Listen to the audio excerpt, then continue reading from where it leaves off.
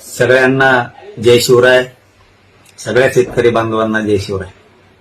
आपल्या शेतकऱ्यांच्या कर्जमाफीसाठी आणि विविध शेतकऱ्यांच्या शेतमजुरांच्या दिव्यांगांच्या प्रश्नासाठी माजी मंत्री बच्चूभाऊ कडू यांनी हे उपोषणाला बसले.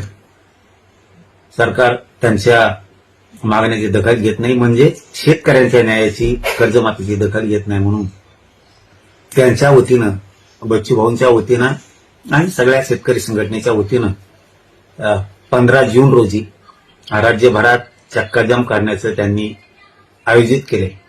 त्याला सगळ्या बांधवांनी, या राज्यातल्या शेतकरी बांधवांनी शांततेत मोठ्या प्रमाणात कर्जमाफीसाठी सगळ्या शेतकऱ्यांनी पाठिंबा द्यावा, ही सगळ्या शेतकरी बांधवांना विनंती करतो.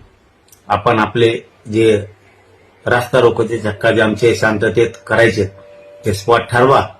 आमचा गोदा पाट्यातला पैठण फाटा शहागड इथं ठरलाय.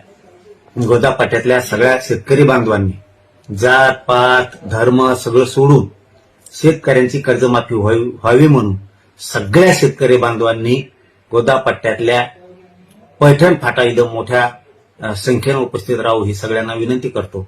आणि राज्यभरातली कर्जमाफी शेतकऱ्यांची व्हावी म्हणून मराठवाडा, विदर्भ, खानदेश, पश्चिम महाराष्ट्र, कोकण, मुंबई सगळ्या विभागातल्या जमल तसं सर्व शेतकऱ्यांनी एक दिवसासाठी 15 जून रोजी सगळ्यांनी शांततेत एकजूट दाखवून आपल्या शेतकऱ्याला, स्वतः आपण शेतकऱ्याचे लेकर आहेत, आपल्या स्वतःला न्याय मिळवून घेण्यासाठी आपण सगळ्यांनी एक दिवस रस्त्यावर यावं आणि शांततेत यावं. कुठंही उद्रेक, जाळपोळ कसली घटना कोणी करू नये.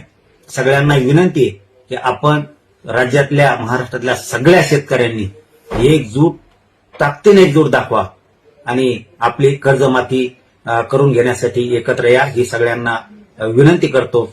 आणि याचबरोबर याचबरोबर आपलंही गोदा पट्ट्यातलं सगळ्यांनी मिळून, सगळ्या शेतकरी बांधवांनी मिळून ठरवलं वाटतंय, निवेदन पण दिलेत वाटतं काल, की पैठण फाटा इथं गोदा पट्ट्यातल्या सगळ्या शेतकऱ्यांचा स्पॉट ठरलाय. तर सगळ्या शेतकरी बांधवांनी गोदा पट्ट्यातल्या पैठण फाटा इथं शांततेत येऊन सगळ्यांनी चक्काजाम रास्ता रोको आंदोलन करून आपल्या शेतकऱ्यांना कर्जमुक्ती कायमची व्हावी म्हणून एकत्र यावं, ही सगळ्यांना विनंती. धन्यवाद.